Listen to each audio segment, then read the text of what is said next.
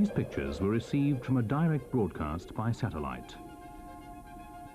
One day, we may all be receiving such transmissions at home, and direct broadcasting by satellite could change the face of television as we know it today. In 1975, NASA launched the ATS-6 satellite, broadcasting an experimental television service to the Indian subcontinent. At that time, a DX-TV enthusiast in Sheffield saw this as a challenge he couldn't ignore. With a signal strength in theory 30 dBs down on the main footprint over India, J Birkill was to succeed in resolving those transmissions using only surplus and home-engineered equipment. He's now able to watch pictures of this quality from a Russian Gorizont 4 communications satellite. 17 часов 15 минут. Концерт, в котором прозвучат песни композитора Владимира Шаинского. The heart of the system is the head unit. Steve explains. Feed horn. This is a scalar horn, which is a variable beam with feed. It feeds into circular waveguide. This section here is a polarizer. These stubs will produce circular polarization or produce linear from circular polarization, dependent on the orientation. This is the actual feed probe, which is a waveguide to coax transition.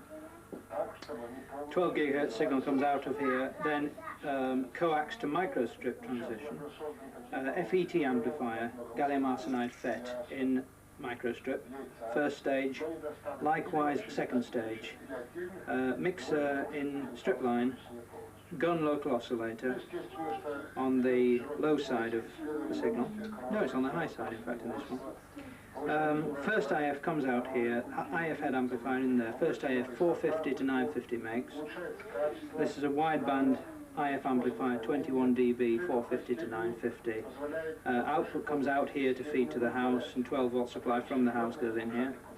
The rest are just bias circuitry for the FET stages.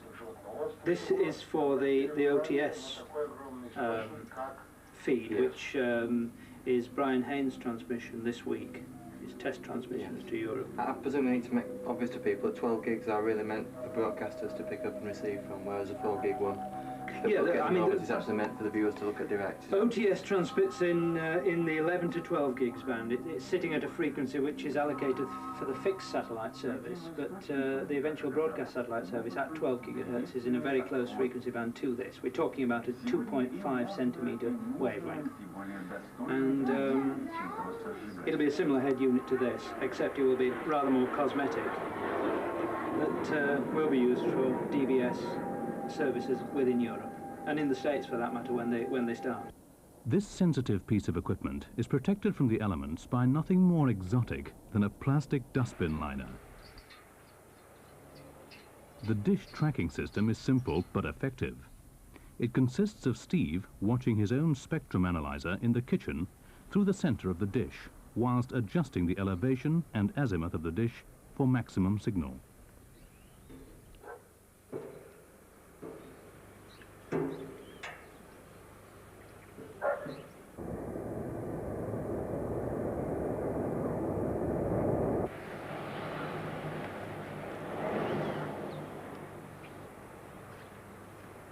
A closer look at the spectrum analyzer reveals the satellite activity on the band. And because of its signal strength, they put energy dispersal on it, but it's a fairly unusual one because it's a 2 hertz triangular waveform, and the total deviation is about 5 megahertz or more. Why do they do that? I can't see any advantage. It reduces the spectral energy at any one frequency. The other channels, this one is Northern Hemisphere.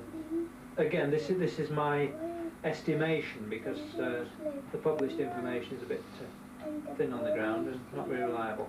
This is Northern Hemisphere, and this is global beam. By global beam, I mean it illuminates the visible Earth as seen by the satellite. And this thing is just the marker to indicate where I'm tuned These pictures are from a Saudi Arabian communications satellite and are representative of what is possible at the limits of the system. The signal, being 100 times weaker than the earlier Russian signal, is comparable with the original results from the Indian satellite and was received on the Mk.1 equipment. This was my satellite receiver for period 1978 to 1981, and this modular receiver took over in mid-81 and is of course capable of rather better. I mean, I only built that because from having access to signals of this sort of strength, I suddenly found I had access to signals that with an 8-foot dish would yield full clarity, like the Russian, like OTS. So obviously I needed to take advantage of the better performance I could get. So I wanted a receiver with something approaching professional spec, rather than this, which is all right as a narrowband receiver for experimental reception to see whether there's something there and what can be made of it. How much are you narrowing the band by?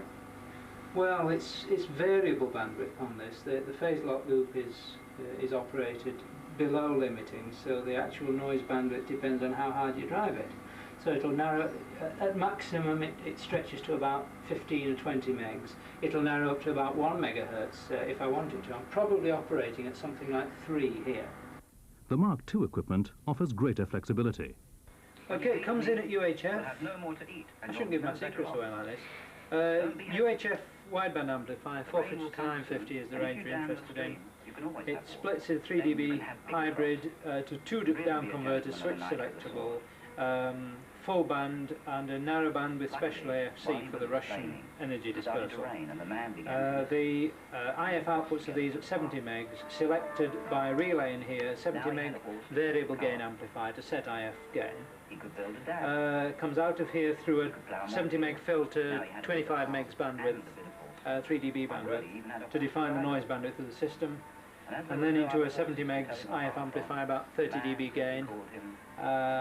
From there into the video demodulator, an AFC unit, whose outputs include the subcarriers, the audio subcarriers, the video switchable polarity, and the AFC, which is fed back to the down converter.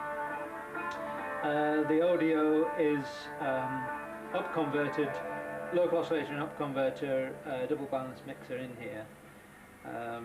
The digital frequency meter on the front reads the local oscillator frequency less 10.7 megs. The 10.7 output from here goes into a commercial 10.7 meg audio demod. And then we have an expander for the Russian pilot tone companding system. I think that's it. And a commercial UHF modulator, feeder standard TV.